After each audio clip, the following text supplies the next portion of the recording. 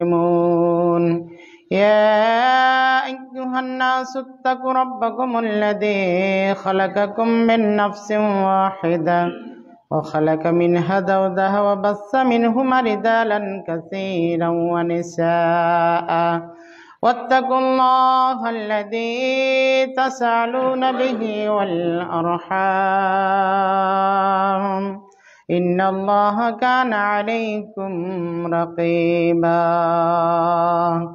يا أيها الذين آمنوا اتقوا الله وقولوا قولا سديدا يصلح لكم أعمالكم ويغفر لكم ذنوبكم ومن يطع الله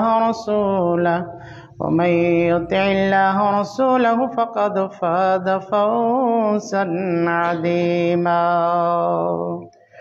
بارك الله لكم في القرآن ويكم بإيمانكم بر رسوله.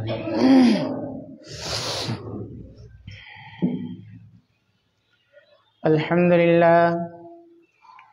لله وحده والصلاة والسلام على من لا نبي بعد. أما بعد أعوذ بالله من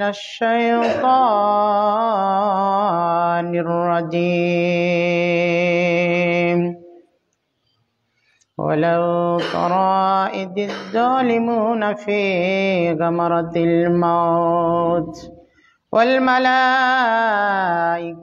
باسطوا أيديهم أخرجوا أنفسكم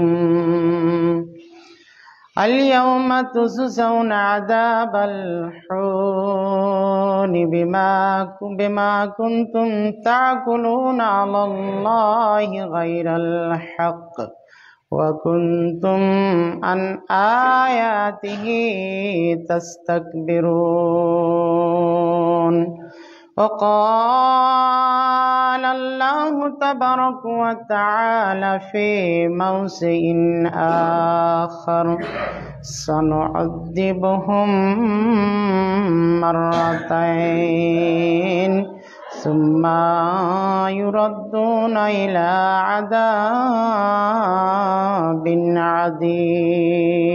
عظيم.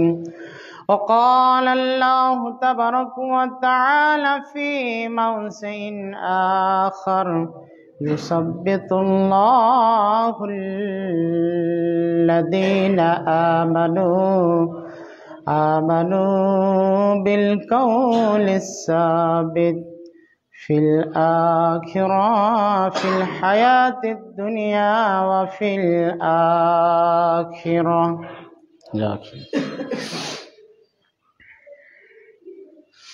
উপস্থিত শ্রদ্ধেয় সম্মানিত ইসলাম দরদি ভাই সকল, সর্বার্গই করুণ মহান রব্বুল আলামিনের প্রশংসা, যেই মহান রব্বুল আলামিন আমাদেরকে সাপ্তাহিক পরে জামে মসজিদে একত্র হওয়ার সুযোগ দান করেছেন, তাই আমরা সকলেই অন্তর থেকে পড়ি আলহামদুলিল্লাহ। তিনার প্রশংসার পর তিনার প্রিয়তম রাসূল আমিনাল্লাহ দয়ের গন্ডারি রহমাতুল্লিল আলামিন হযরতে মুহাম্মদ মুস্তাফা সাল্লাল্লাহু আলাইহি সাল্লাম তিনার প্রতি শান্তির ধারা বর্ষিত হোক। আল্লাহুম্মা সাল্লি আলাইহি আল্লাহুম্মা বারিক আলাইহি ওয়াসাল্লিম।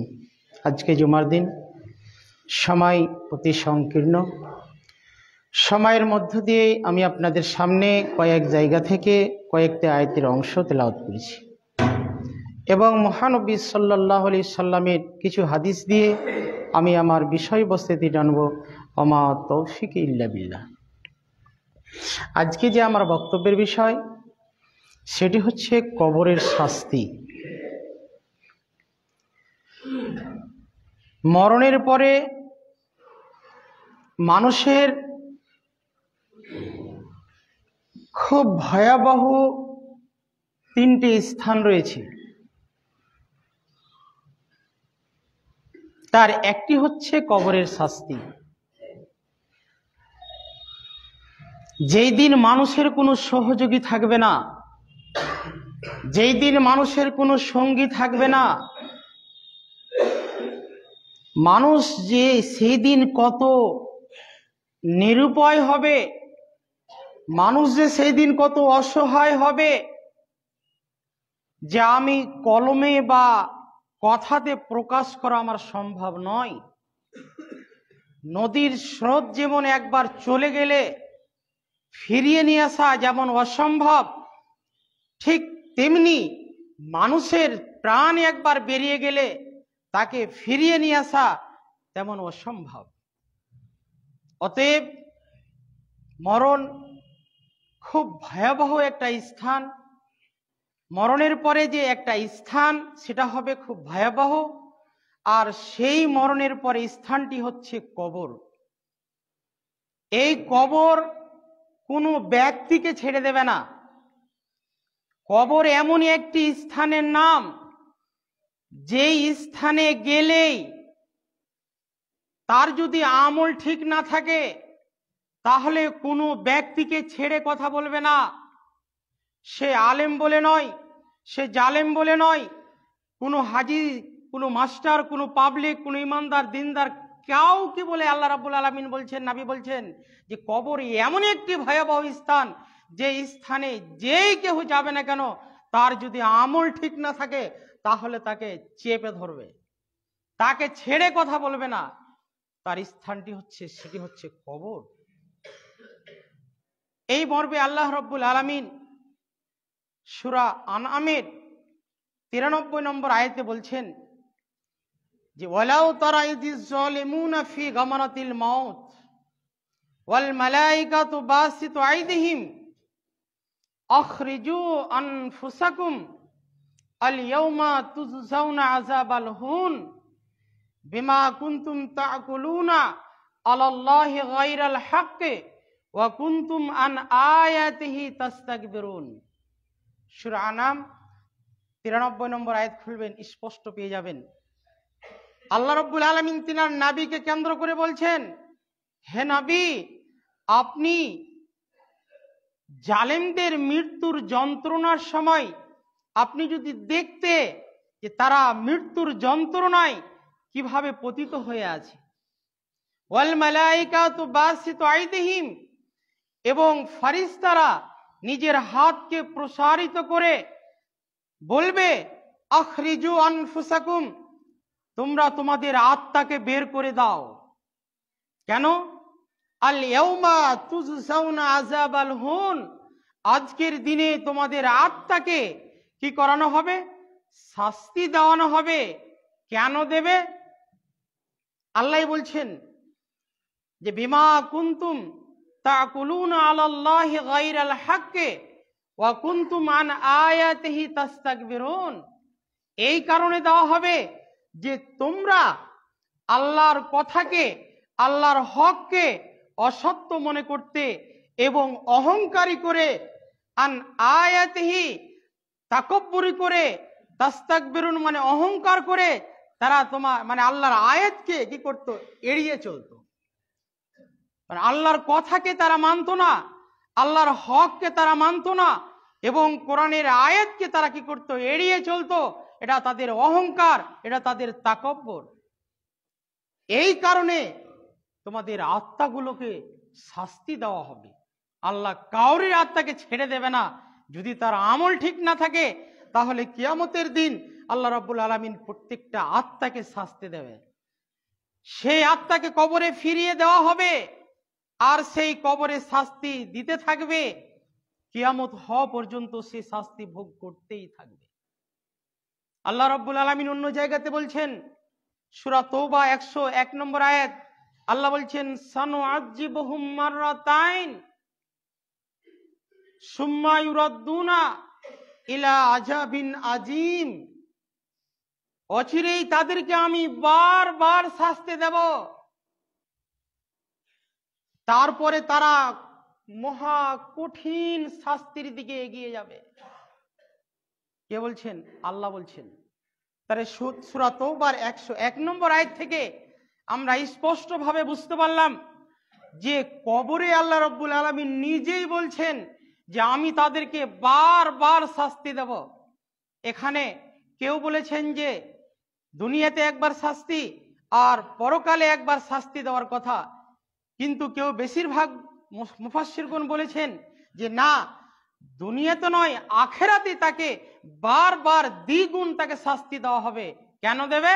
যে দুনিয়াতে সে অহংকারী করে চলেছে, দুনিয়া সে আল্লাহর কোরআন এবং হাদিসকে মানেনি, তার কথা শুনেনি, তার কারণে তাকে বারবার তাকে শাস্তি দেওয়া হবে। আজকে আমাদের সমাজের অবস্থা কি? যে আজকে এই কোমদপুরের মাটিতে কয়েকদিন থেকে খেলা চলছে, আপনারা লক্ষ্য করছেন। আমি প্রতিবারই এই খেলাকে কেন্দ্র করে কিছু কথা বলছি। কেন বলছি? এটা আমার দায়িত্ব। আপনার গায়ে লাগলে আমার কিছু করার নেই, আপনাকে সতর্ক করার জন্য আপনাকে পরামর্শ দেব, এটা আমার দায়িত্ব, সে বলে বলছি কথাগুলো। আপনাকে আমি খারাপ মনে করছি না, আপনাকে এই জন্য পরামর্শ দিচ্ছি, কোনো মুমিন যদি, কোনো মুসলিম যদি অধপতনে চলে যায়, তাকে ফিরিয়ে নিয়ে আসার দায়িত্ব হচ্ছে আমাদের সমাজের লোক, যারা মুমিন মুত্তাকি পরিষ্কার, যারা কোরআন হাদিস বুঝে, যারা নেতৃত্ব দেয়, যারা দায়িত্বশীল, তাদের দায়িত্ব হলো অধপতনে যারা চলে যাচ্ছে তাদেরকে ফিরিয়ে নিয়ে আসতে হবে। যুবক তুমি সাবধান, তোমাকে কেন্দ্র করে কয়েকটি আজকে কথা তুলে ধরছি। কেন? যে মরার পরে প্রত্যেকটা ব্যক্তিকে কবরের আযাব চাকতে হবে, কবরের শাস্তি ভোগ করতে হবে। তোমাকে বলে নয়, আমি বলে নয়, কাউকে কবর ছেড়ে দেবে না। আজকে কয়েকদিন থেকে খেলা চলছে, সেখানে সেই খেলাটাতে কত যে গান বাজছে, মনে হয় না যে সে মুসলিমের বাচ্চারা সেখানে আছে। ভাবছেনটা কি অত সহজ? যুবক তোমাকে এও বলছি যে যত খেলাতে তুমি ভটাকা ফুটিয়েছ, এর জন্য কিয়ামতের মাঠে তোমাকে হিসাব দিতে হবে। আল্লাহ কাউকে ছেড়ে কথা বলবে না। তারপরও তোমাকে পরামর্শ দিচ্ছি, যত টাকা তুমি কালেকশন করেছো, জবরদস্তি করে কালেকশন করেছো, শরীয়ত বলছে, ইসলাম বলছে, জালসার জন্য, মসজিদের জন্য, মাদ্রাসার জন্য কাউরির কাছে জবরদস্তি করে চাঁদা নেওয়া যাবে না। এরপরও তুমি এটা খেলার জন্য জবরদস্তি টাকা উঠিয়েছ, কার উপরে জুলুম করেছ, সে ব্যক্তি দিতে পারবে না অত টাকা, এরপরও তুমি চাপ দিয়েছো, ধমকি দেখাইছো, হুমকি দিয়েছ, তুমি তার কাছ থেকে টাকা নিয়ে আজকে ভটাকা ফোটাচ্ছ। যুবক তোমাকে কেন্দ্র করে বলছে, এটাকে তুমি ঠিক করেছ? তোমার বিবেক কি বলছে? তোমার কাছে প্রশ্ন থাকলো আমার, তোমাকে সহযোগিতা করছি, তোমার পরামর্শের জন্য আমি আজকে তোমাকে কেন্দ্র করে বক্তব্য দিতে এসেছি। যুবক তুমি সাবধান, কিয়ামতের মাঠে, কিয়ামতের মাঠে মানে কবরের দিন, যেই দিন তোমার যদি আমল ঠিক না থাকে, তাহলে কিন্তু তোমাকে ধূলিসাৎ করে দেবে, আল্লাহ কাউকে ছেড়ে দেবে না, বারবার শাস্তি দেবে। তুমি ভাবিও না যে দুনিয়াতে এসেছি, মরে যাব, চলে যাব, শেষ হয়ে যাব। জি না, তোমাকে সৃষ্টি করেছে, আর পিছনে একটা উদ্দেশ্য রয়েছে আল্লাহ রাব্বুল আলামিন। তুমি আল্লাহর জমিনে বাস করবে আর মাস্তানি করে বেড়াবে, তাফালিং করে বেড়াবে, তোমাকে আল্লাহ ছেড়ে দেবে না। তোমাকে সতর্ক করার জন্য আমার তোমার উপরে দিনী ভাই হিসাবে আমি জোরালো করে বলছি যে তুমি একটু সতর্ক হও। এত খেলাতে গান বাজনা বাজবে কেন? ফোন করে নামাজের টাইমটাতে নিষেধ করা হয়েছে, তার কারণে হয়তো বাজে না। এটা তোমাকে ধন্যবাদ যে নামাজে গতবার বাজছিল, আজকে নামাজের টাইমে 16 বাজছে। আপনারা অনুভব করছেন? তাহলে সে কথাটা রেখেছি, কিন্তু 2টার দিকে, সোয়া 2টার দিকে বা তার আগেও 1টা 1:30টার দিকে এত জোরে গান বাজছে, শুনতে পাচ্ছেন না? শুনতে পাচ্ছেন, সবাই পাচ্ছেন। খেলা শেষে ডিজে বাজছে, বুক মানে যারা হার্টের পেশেন্ট তাদের হার্টে ক্ষতি হবে। তাহলে এই যদি আমাদের মুসলিম সমাজের এই আচরণ হয়, তাহলে কিয়ামতের মাঠে কি তাদেরকে ছেড়ে দেবে? আল্লাহ ছেড়ে দেবে না। অতএব বলতে চাইছিলাম যে আল্লাহ রাব্বুল আলামিন বলছে বারবার শাস্তি দেবে কবরে, আল্লাহ কাউকে ছেড়ে দেবে না। কবরের শাস্তি যদি আমাদের ঠিক না থাকে, তাহলে কিন্তু আমাদের অবস্থা খুব ভয়াবহ হয়ে যাবে। অতএব আল্লাহ রাব্বুল আলামিন অন্য জায়গাতে বলছেন, ইউসাব্বিতুল্লাহুল্লাযীনা আমানু বিল কাউলি সাবিত ফিল হায়াতুদ দুনিয়া ওয়া ফিল আখিরাহ। আল্লাহ বলছেন যে আখিরাতে এবং দুনিয়াতে, অর্থাৎ পার্থিব জীবনে আমি অচল রাখবো, অবিচল রাখবো সেই সকল ব্যক্তিকে যারা কি করেছে, প্রতিষ্ঠিত বাণীর প্রতি কি করেছে, ঈমান নিয়ে এসেছে। সূরা ইব্রাহিমের 27 নম্বর আয়াতে দেখবেন যে আল্লাহ রাব্বুল আলামিন স্পষ্ট বলছে। তাহলে আমরা যদি আল্লাহকে বিশ্বাস করে যদি ঈমান নিয়ে আসি, তাহলে আখিরাতও ধন্য, পরকাল আমাদের ধন্য, আমাদের আখিরাতও লাভ হবে, আমাদের পার্থিব জীবনও লাভ হবে। তাহলে দুনিয়াতে চলাতে আমাদের লাভ হবে, আখিরাতও লাভ হবে। সেরকম কাজ আমাদেরকে করতে হবে, সেই কাজ যদি আমার আপনার না থাকে ভিতরে, কিয়ামতের মাঠে কবরের শাস্তি খেতে খেতে আমাদের জান যাবে। তাহলে কবর এমন একটি জায়গার নাম যে দুনিয়া থেকে মানুষ বিদায় নিবে এবং আখেরাতে যাওয়ার আগে মুহূর্ত স্থানটির নাম হচ্ছে কবর। যে স্থানটার নাম হচ্ছে আলামে বারজাক। এটা একটা জীবন। আপনার জীবনটা হচ্ছে যেটা হচ্ছে কি পার্থিব জীবন, মানে দুনিয়ার একটা জীবন। জীবনের পরে আমার আপনার যখন মৃত্যু হবে তখন আপনি আখেরাতে ডাইরেক্ট চলে যাবেন না। কোথায় যাবেন? আপনি আলামে বারজাকে যাবেন। মানে আপনার হিসাব এখনো হয়নি। কিয়ামতের মাঠে প্রত্যেকটা মানুষের হিসাব হবে, তারপরে আপনাকে আখেরাতে দেওয়া হবে। এই স্থানটার নাম হচ্ছে আদম থেকে নিয়ে আজ অবধি যত মানুষ মারা গেছে সব মানুষ আলামে বারজাকে রয়েছে। কোনো ব্যক্তিকে আল্লাহ রাব্বুল আলামিন মানে আখেরাতে তুলে নেয়নি। তাহলে এখান থেকে আমরা স্পষ্ট যে একদিন আমাদের হিসাব হবে, সেই হিসাবটার দিন হচ্ছে কিয়ামতের মাঠ। সেই মাঠকে বলে আমাকে আপনাকে ভয়াবহ, তার শাস্তি বলে আমাকে কি করতে হবে, সেই হিসাব নিয়ে চিন্তা ভাবনা করতে হবে। দুনিয়াতে খাচ্ছি আর পায়খানা করছি, কোনো টেনশন নাই। ছি ছি ছি, মানুষ বলে একটু ভেবে দেখেন। আল্লাহ রাব্বুল আলামিনের নবী অনেকগুলো হাদিস বলেছে, তার মধ্যে কয়েকটা হাদিস আপনাদের সামনে তুলে ধরছি। আনাস বিন মালিক রাদিয়াল্লাহু তাআলা আনহু থেকে হাদিসটি বর্ণনা। রাসূল সাল্লাল্লাহু আলাইহি সাল্লাম বলেন, মানুষ যখন মৃত্যুবরণ করেন তখন তাকে কি করা হয়? কবরে শুয়ে দেওয়া হয়। মানুষ যখন মৃত্যুবরণ করে তখন তাকে কবরে শুয়ে দেওয়া হয়। এরপরে তার আত্মীয় স্বজন যারা আমরা মাটি দিতে যাই, তখন তারা ফিরে আসে, তো সেই পায়ের শব্দ সেই মৃত্যু ব্যক্তি শুনতে পায়, কানে শুনতে পায়। আমরা আসতে না আসতেই, যেতে না যেতেই দুইজন ফারিস্তা এসে তাকে উঠিয়ে বসানো হয়। উঠিয়ে বসার পরে তাকে জিজ্ঞেস করা হয়, প্রশ্ন করা হয়। তাহলে এখান থেকে বোঝা গেল প্রত্যেকটা মানুষকেই মরণের পরে প্রশ্নের মুখোমুখি হতে হবে। তাহলে প্রশ্নের জবাব প্রত্যেকটা ব্যক্তিকেই দিতে হবে, কাউ ছাড় পাবে না। এখানে কোনো ব্যক্তির নাম নেওয়া হয়নি, আমভাবে বলা হয়েছে। তাহলে প্রত্যেক ব্যক্তিকে কবরের মানে কি করানো হবে? মুখোমুখি, প্রশ্নের মুখোমুখি হতে হবে। প্রশ্ন করা হবে সেই লোকটা সম্পর্কে। নবী মুহাম্মদ সাল্লাল্লাহু আলাইহি সাল্লামকে, এই লোকটাকে তুমি কি চেনো? রাসূল সাল্লাল্লাহু আলাইহি সাল্লাম বলছেন, যদি সে মুমিন ব্যক্তি হয় তখন সে বলবে আমি তাকে চিনি, সে হচ্ছে, আমি সাক্ষ্য দিচ্ছি যে উনি হচ্ছেন আল্লাহর মানে প্রেরিত রসুল এবং তার দাস। তখন আল্লাহ রাব্বুল আলামিনের ফারিস্তারা তাকে বলবে, সেই ব্যক্তিকে বলবে যে এই হচ্ছিল তোমার স্থান, মানে জাহান্নামকে দেখিয়ে বলবে এটা ছিল তোমার স্থান। এই স্থানটিকে জাহান্নামকে পরিবর্তন করেছে আল্লাহ রাব্বুল আলামিন জান্নাত দিয়ে। কেন? যে তুমি সেই মুহাম্মদ সাল্লাল্লাহু আলাইহি সাল্লামকে চিনতে, তার কারণে। তখন সেই ব্যক্তিটি এত খুশি হবে, এত খুশি হবে যে বলা শেষ নাই। এরপরে মুমিন বা কাফেরের যদি লাশ হয় তাহলে তাকেও সেই প্রশ্ন করা হবে, ওই লোকটি সম্পর্কে তুমি জানো? সেই বলবে হা হা লা আদরি, আমি কিছুই জানি না।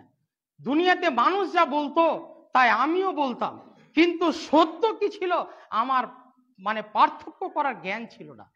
ফারিস্তারা জিজ্ঞেস করবে, তোমাকে যে আল্লাহ মেধা দিয়েছে, তোমাকে যে শক্তি দিয়েছিল, স্মরণ দিয়েছিল, ব্রেন দিয়েছিল, তুমি বুঝে দেখোনি কেন?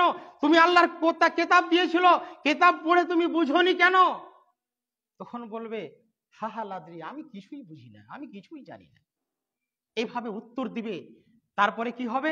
রাসূল সাল্লাল্লাহু আলাইহি সাল্লাম বললেন যে তাকে লোহার হাতুড়ি নিয়ে আসা হবে, আর হাতুড়ির বাড়ি তাকে এত জোরে পিটানো হবে, এত জোরে পিটানো হবে, পিটানোর চোটে এত জোর চিৎকার করবে, যেই চিৎকারের আওয়াজ মানুষ এবং জিন ব্যতীত সকল বস্তু শুনতে পাবে। হাদিসটি বুখারী মুসলিম বাংলা মিসকাতের 119 নম্বর হাদিস। অত্র হাদিস থেকে আমরা স্পষ্টভাবে বুঝতে পারলাম যে মানুষ মরে যাওয়ার পরে প্রশ্নের মুখোমুখি হতে হবে প্রত্যেকটা ব্যক্তিকে। আর সেই প্রশ্নের উত্তর এবং অ্যান্সার কি হবে আল্লাহ রাসূল সাল্লাল্লাহু আলাইহি ওয়াসাল্লাম হাদিস কোরআনে স্পষ্টভাবে বলে দিয়েছে। এই জানা সত্ত্বেও আপনি যদি মুমিন না হন তাহলে আপনার প্রশ্নের উত্তর বের হবে না, আপনার মুখ দিয়ে বের হবে হা হা লা আদরি, আমি কিছুই জানি না, এটাই বের হবে। আপনি যদি মানে থ্রোলি যদি আরবি পড়তে পারেন, কোরআন পড়তে পারেন, এরপরও আপনার বের হবে না। কেন? যে আপনি যদি মুত্তাকি মুমিন না হন, ঈমানদার না হন, যদি প্রশ্নের মানে উত্তর আপনারা যদি সঠিক না বের করেন, তাহলে আপনি আরবি জানলেও বলতে পারবেন না। অন্য হাদিস আছে মান রব্বুকা মান দীনুকা, এইভাবে প্রশ্ন করবে, মান নাবিয়ুকা, এই তিনটি প্রশ্ন, অনেক লম্বা হাদিস আছে, এভাবে প্রশ্ন করবে। কিন্তু প্রশ্নের জবাব যদি আমরা দিতে পারি তাহলে আমরা সাকসেস, নচেত প্রশ্নের জবাব যদি দিতে না পারি তাহলে আমরা কিন্তু ব্যর্থ। জীবনটা 1 থেকে 100 বছর যতদিন বেঁচেছেন আপনার জীবনটা ব্যর্থ হয়ে যাবে। এই জীবনকে বলে, এই মরণকে বলে আমরা কি স্মরণ করি না? যদি এই মরণকে বলে এই প্রশ্নের মুখোমুখি হতে হবে, এরকম যদি আমাদের চিন্তাধারা থাকতো, তাহলে কিন্তু আজকে এত জোর ডেজে বাজতো না, এত গান বাজতো না, এত চাঁদাবাজি জুলুমবাজি হতো না। কিন্তু আজকে সেই প্রশ্নের মুখোমুখি বলে আমাদের জ্ঞান নেই, তার কারণে আজকে আমরা মানুষের প্রতি জুলুম অন্যায় অত্যাচার করছি। অন্য হাদিস আল্লাহ রাসূল সাল্লাল্লাহু আলাইহি সাল্লাম বলছেন, আব্দুল্লাহ ইবনে উমর রাদিয়াল্লাহু তাআলা আনহু থেকে হাদিসটি বর্ণনা, রাসূল সাল্লাল্লাহু আলাইহি সাল্লাম বলেন যে মানুষ যখন মৃত্যুবরণ করে তাকে কবরে রাখানো হয় এবং সেই ব্যক্তিকে তার স্থান দেখানো হয়, সকাল সন্ধ্যা তার স্থানটি, যেটা তার চিরস্থায়ী স্থান, সেই স্থানটি দেখানো হয়। সে যদি জান্নাতি হয় তাকে সকাল সন্ধ্যা জান্নাত দেখানো হয়, সে যদি জাহান্নামী হয় তাহলে তাকে সকাল সন্ধ্যা জাহান্নামকে দেখানো হয়। আর তারপরে বলা হয় এটা হচ্ছে তোমার স্থায়ী স্থান, যে স্থানে কিয়ামতের দিন তুমি এই জায়গাতে থাকবে। অত্র হাদিসটি বুখারী মুসলিম মিসকাতের 120 নম্বর হাদিস। অত্র হাদিসখানা থেকে আমরা স্পষ্টভাবে বুঝতে পারলাম, কোন ব্যক্তি যদি জান্নাতি হয় তাহলে তাকে জান্নাত তার সামনে পেশ করা হবে সকাল সন্ধ্যায়।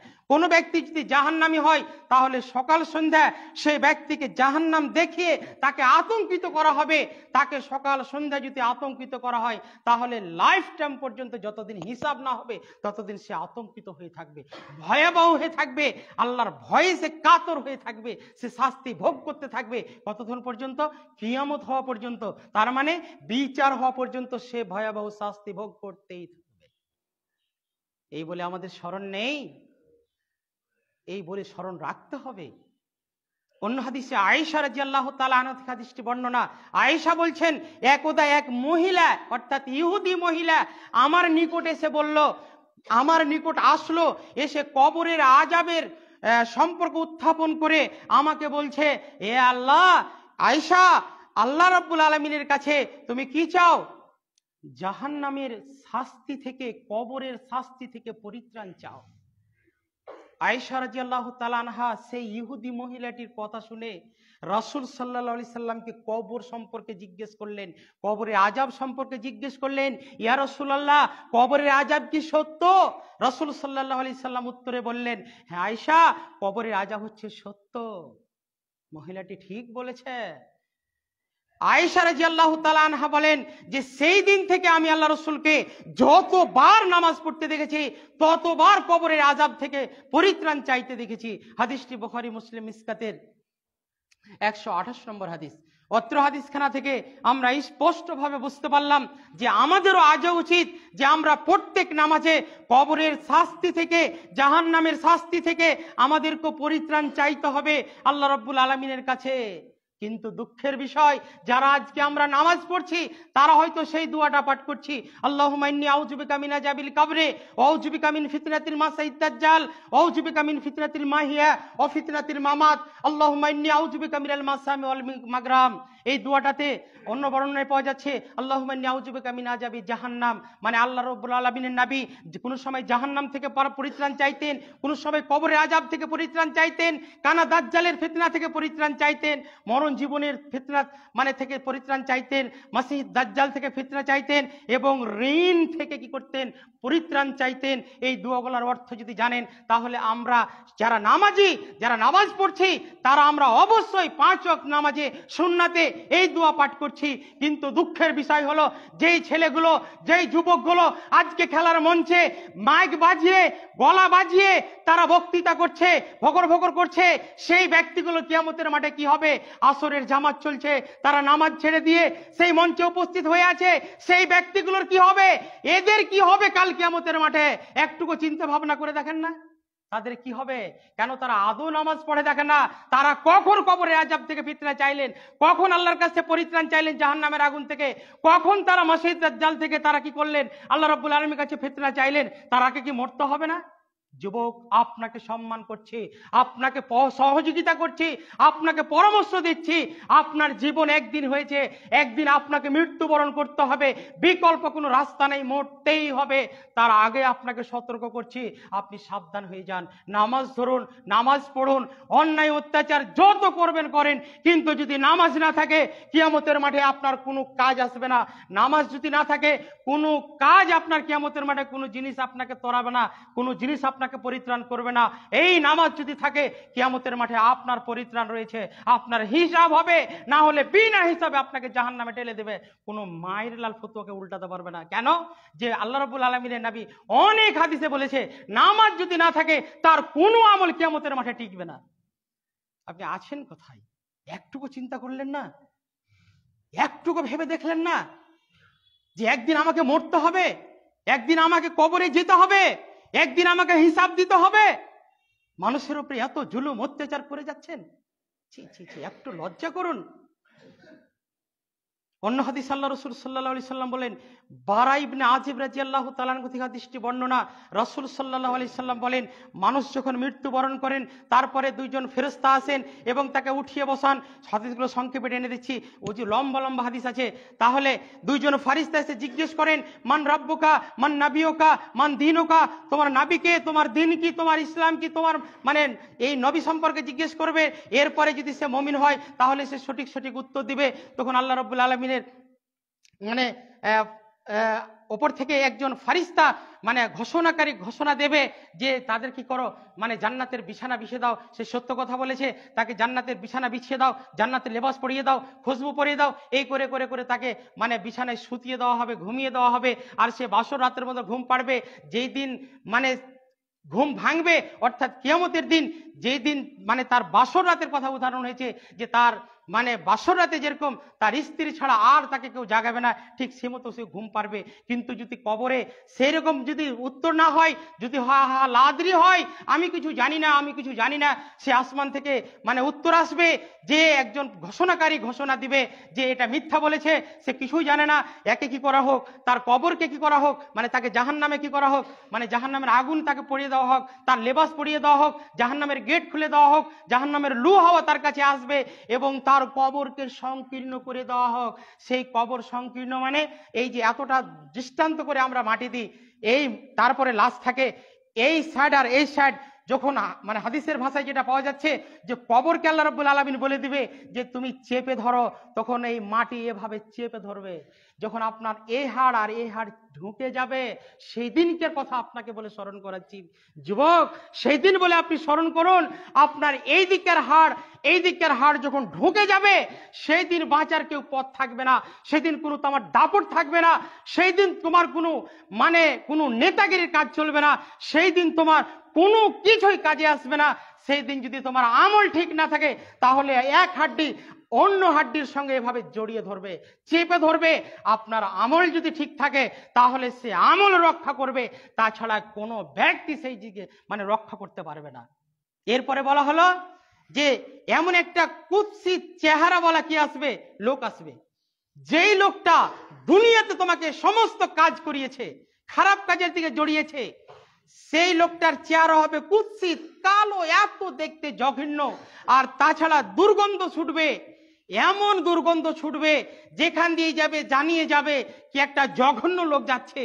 সেই লোকটি কবরে তোমাকে জিজ্ঞেস করবে, সেই লোকটি তোমাকে দুঃখ খবর দিতে আসবে, সুসংবাদ নয় খারাপ খবর নিয়ে আসবে। আর তাকে জিজ্ঞেস করা হবে তুমি কি সেই ব্যক্তিকে চেনো? যেই ব্যক্তিটি কালো কুৎসিত চেহারা নিয়ে তোমার দুঃসংবাদ নিয়ে এসেছে, সেই কবরে শুয়ে থাকা ব্যক্তিটি বলবে সে ব্যক্তিটি কে গো, এত কুৎসিত চেহারা, এত মানে খারাপ চেহারা, এত নোংরা আচরণ নিয়ে খারাপ খবর নিয়ে আসবে, সে ব্যক্তিটি কে? সেই ব্যক্তিটি কুৎসিত চেহারা ব্যক্তিটি বলবে আমি তোমার হচ্ছি বদ আমল। হাদিসটি আহমদ মিশকাতের 1542 নম্বর হাদিস। অত্র হাদিসখানা থেকে আমরা স্পষ্টভাবে বুঝতে পারলাম যে মানুষের যে একটা বদ আমল রয়েছে, সেই বদ আমলে আপনাকে খবর দিবে দুঃখ সংবাদ যে আমি তোমাকে সমস্ত কাজ করিয়েছি, আমি তোমাকে ওয়াদা করেছিলাম কবরে এই নিয়ে তোমার কাছে উপস্থিত হব, আজকে তোমার কাছে আমি উপস্থিত হয়েছি। বন্ধু, এই বদ আমলটা থেকে আমাকে আপনাকে বেঁচে থাকতে হবে, না হলে কিয়ামতের মাঠে ভয়াবহ শাস্তির সম্মুখীন হতে হবে। কিয়ামতের মাঠে কেউ কাজ দিবে না, কোনো কাজ দিবে না, কোনো ধন সম্পদে ব্যক্তি কাজ দেবে না। অতএব আমি অনুরোধ করব, এমন একটা আমল করুন যে আমলটা কিয়ামতের মাঠে সৎ হয়, আর সৎ আমলটা আপনাকে কবরের আযাব থেকে বাঁচাবে। আজকে আরেকটা পরামর্শ দিচ্ছি, আমার কানে রিপোর্ট এসছে, সমাজের লোক আমার এই যদি ধরনের কাজ করে থাকে, কোনো নতুন বাড়ি যখন উদ্বোধন করব, কোনো নতুন দোকান যখন উদ্বোধন করব, যদি আমরা শিরকে উদ্বোধন করি, কিয়ামতের মাঠে আপনাকে তার জন্য হিসাব দিতে হবে। কেন? যে আপনি যদি ফিতা কেটে যদি আপনি কি করেন, দোকানটাকে উদ্বোধন করেন, বাড়িটাকে উদ্বোধন করেন, মসজিদ উদ্বোধন করেন, মাদ্রাসা উদ্বোধন করেন, তাহলে কিয়ামতের মাঠে আপনাকে হিসাব দিতে হবে। কেন? এটা হচ্ছে শিরক। অত সহজ খেল নয়। শিরিক করলে আপনার অতীতের সমস্ত আমল নষ্ট হয়ে যাবে। আপনি যদি ফিতা দিয়ে দোকান বাড়ি উদ্বোধন করে থাকেন, গাড়ি উদ্বোধন করে থাকেন, তাহলে আপনাকে আমি দিনই ভাই হিসাবে পরামর্শ দিচ্ছি, আগামী দিনের জন্য তওবা করুন। জীবনে আর এই কাজ করব না যে ফিতা কেটে আমি দোকান বা বাড়ি উদ্বোধন করব না, কারণ এটা শিরকির কাজ। রাসূলের পদ্ধতিতে করুন, রসুলের পদ্ধতিতে না করলে বরকত উঠে যাবে। শিরিক দিয়ে, বেদাত দিয়ে কোনো নেকি কামানো যাবে না, কোনো বিজনেস কামানো যাবে না। রাসূল সাল্লাল্লাহু আলাইহি সাল্লাম এটা হারাম বলেছেন, এটা শিরকি বলেছেন। অতএব এই শিরিক থেকে আমাকে আপনাকে জরুরি ভিত্তিতে ফিরে আসতে হবে, বিকল্প কোনো রাস্তা নেই। তওবা করতেই হবে। আপনার ভালোর জন্য পরামর্শ দিচ্ছি, আমার উপরে আপনি খেপে গেলে হবে না। আপনি দিনী ভাই, আপনি একটা খারাপ অন্যায় অত্যাচার করছেন, অন্যায় করছেন, তার কারণে আপনাকে পরামর্শ দিলাম। যাই হোক, আমি আমার বক্তব্য আর বাড়াচ্ছি না, সময় চলে গেছে। যাই হোক, আমি যে কথাগুলো বললাম আশা করছি মানুষের ভালোর জন্য বলেছি, আমি আপনার স্বার্থে একটিও কথা বলিনি। এটা আমি আল্লাহর কসম খেয়ে বলছি। আল্লাহ রাব্বুল আলামিন যেন আমাকে, আপনাকে, সকল ব্যক্তিকেই দ্বীনি হাদিস এবং কোরআনের এতে চলার তৌফিক দান করুন, আল্লাহুম্মা আমিন। এবং যে কবরের ভয়াবহ শাস্তি, সেই শাস্তি থেকে আমাকে, আপনাকে যেন আল্লাহ রাব্বুল আলামিন পরিত্রাণ দেন, আল্লাহ রাব্বুল আলামিন যেন আমাকে, আপনাকে সঠিক উত্তর দেওয়ার তৌফিক দান করুন, আল্লাহুম্মা আমিন। এই বলে আমি আমার বক্তব্য টানছি, ভাষাগত ভুলে ক্ষমা করবেন। আল্লাহুম্মা সাল্লি আলা মুহাম্মদ।